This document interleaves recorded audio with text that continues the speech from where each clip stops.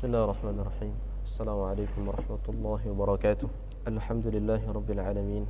Wassalatu wassalamu ala asyrafil mursalin wa ala alihi wa sahbihi afdhalus salati wa atammut taslim. Jamaah dirahmati Allah Subhanahu wa taala. Kita lanjutkan pembacaan tahsin dan terjemah lafziyah pada suratul A'raf ayat ke-77. Silahkan dibuka suratul A'raf ayat ke-77. Baik, yang baca silakan jamaah mengikuti bacaan kami. أعوذ بالله من الشيطان الرجيم فعقروا الناقة وعتوا عن أمر ربهم وقالوا يا صالح ائتنا بما تعدنا إن كنت من المرسلين. Baik. Sedikit kami jelaskan di pembahasan tajwid di kalimat i'tina. Kalau misalkan kita berhenti waqalu ya salih misalkan, dan dimulai ibtida'nya dimulai dari kalimat i'tina, maka cara bacanya itu hamzah yang satu dihilangkan, karena orang Arab tidak bisa menggabungkan dua hamzah. Jadi bacanya itina, bukan i'tina tapi itina. Makanya di dalam surah Al-Ahqaf itu ya ada kalimat ituni. Kalau kita berhenti di situ, bukan ituni tapi ituni. Atau dalam surah Yunus, iti bi Qur'anin ghairi hadza, bukan iti tapi iti. Maka hamzah yang satu atau yang kedua dihilangkan, mengikuti harakatnya. Seperti ini juga waqalu ya salih, kita berhenti di situ misalkan untuk memulai, bukan i'tina bima ta'iduna tapi itina bima ta'iduna. Baik, kami bacakan terjemah secara keseluruhan. Allah Subhanahu wa taala berfirman, kemudian mereka sembelih unta betina itu dan mereka berlaku angkuh terhadap perintah Rabb, dan mereka berkata, hai Salih, datangkanlah apa yang kamu ancamkan itu kepada kami jika betul kamu termasuk orang-orang yang diutus Allah Subhanahu wa taala. Bacakan tafsirnya. Selanjutnya Allah Azza wa Jalla berfirman, fa'aqarun naqata, kemudian mereka sembelih unta betina itu. Penisbatan perbuatan tersebut pada seluruh kabilah yang menjadi bukti bahwa mereka semua telah menyetujuinya, wallahu a'lam. Imam Abu Ja'far bin Jarir dan ahli tafsir lainnya menyebutkan bahwa sebab dibunuhnya unta itu adalah ada seorang wanita dari kalangan mereka yang bernama Unaizah binti Ghanam bin Majlaz yang juga mempunyai sebutan Ummu Uthman. Dia adalah seorang wanita kafir yang sudah tua yang sangat memusuhi Nabi Saleh alaihi salam. Wanita tua ini mempunyai beberapa orang putri yang cantik-cantik serta kaya raya. Suaminya adalah Zu'ab bin Amr, salah seorang pemimpin kaum Thamud. Ada juga wanita lain bernama Sadaqah binti Al-Muhayya bin Zuhair bin Mukhtar yang juga mempunyai kedudukan terhormat, kaya dan cantik. Dahulu dia pernah dinikahi oleh seorang muslim dari kalangan kaum Thamud, tetapi kemudian dia menceraikan laki-laki itu. Kedua wanita itu sama-sama akan memberi upah kepada siapapun yang dapat membunuh unta betina itu. Sadaqah mengundang seseorang yang bernama Al-Hubab dan menawarkan dirinya jika dia dapat membunuh unta betina tersebut. Tetapi Al-Hubab menolak tawaran tersebut. Setelah itu dia pun memanggil anak pamannya, sepupunya yang bernama Masda bin Mahraj bin Al-Muhayya, dan Masda bersedia menerima tawaran itu. Adapun Unaizah binti Ghanam mengundang Qidar bin Salif bin Jiz'i.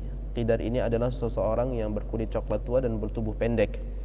Orang-orang menganggapnya sebagai anak wanita pezina dan bukan dari nasab ayahnya, yaitu Salif. Tetapi sebenarnya ayahnya bernama Sihyat. Hanya saja Qidar itu sendiri dilahirkan dalam asuhan Salif. Unaizah mengatakan kepadanya, aku akan beri anak gadisku mana yang engkau suka, dengan syarat engkau harus menyembelih unta betina milik Saleh. Pada saat itu Qidar bin Salif dan Masda bin Mahraj berangkat dengan membujuk para pembangkang dari kaum Thamud. Kemudian ada 7 orang dari mereka yang mau memenuhi bujukan keduanya, sehingga jumlah mereka menjadi 9 orang laki-laki. Dan mereka itulah yang oleh Allah Azza wa Jalla sebutkan dalam firman-Nya, wa kana fil madinati tis'atu rahti yufsiduna fil ardi wa la yuslihun. Dan adalah di kota itu Al-Hijr 9 orang laki-laki yang membuat kerusakan di muka bumi dan mereka tidak berbuat kebaikan. Surah An-Naml. Mereka adalah pimpinan dalam kaum mereka, maka mereka pun berhasil menarik kabilah kafir itu secara keseluruhan hingga mau mematuhi mereka. Selanjutnya mereka berangkat dan mengintai unta betina milik Saleh ketika unta itu kembali dari sumber air. Sedangkan Qidar sendiri sembunyi di bawah sebongkah batu yang menjadi tempat lewat unta tersebut, dan Masda pun bersembunyi di sebongkah batu yang lain. Ketika unta tersebut berjalan melewati tempat yang berada di bawah penjagaan Masdah, maka dia langsung melemparkan anak panah ke arah unta tersebut hingga tepat mengenai tulang betisnya.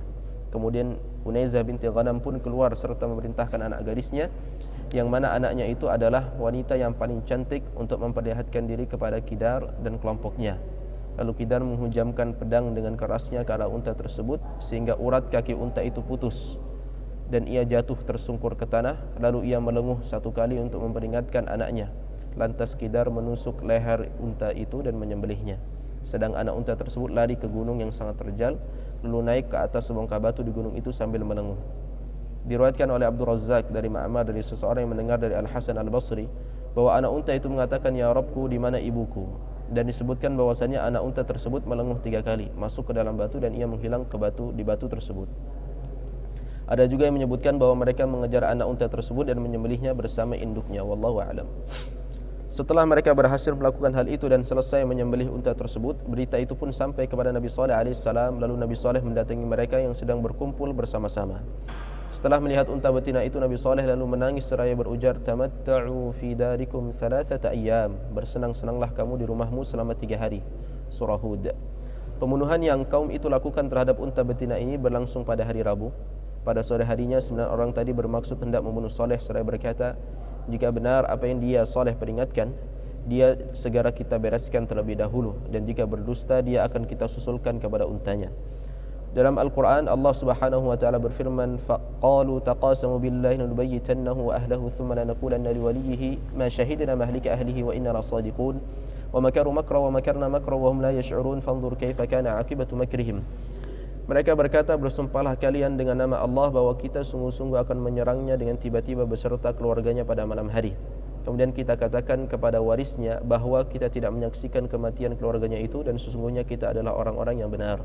Dan mereka pun merencanakan makar dengan sungguh-sungguh, dan kami merencanakan makar pula, sedang mereka tidak menyadarinya. Maka perhatikanlah bagaimana sesungguhnya akibat makar tersebut." Surah An-Naml. Sesudah mereka bertekad dan sepakat untuk melakukan hal itu serta datang pada malam hari untuk menyerang Nabi Saleh, maka Allah Subhanahu wa taala dialah yang memiliki kemuliaan dan juga Rasulnya mengirimkan batu-batu yang menghancurkan mereka terlebih dahulu sebelum mereka mati.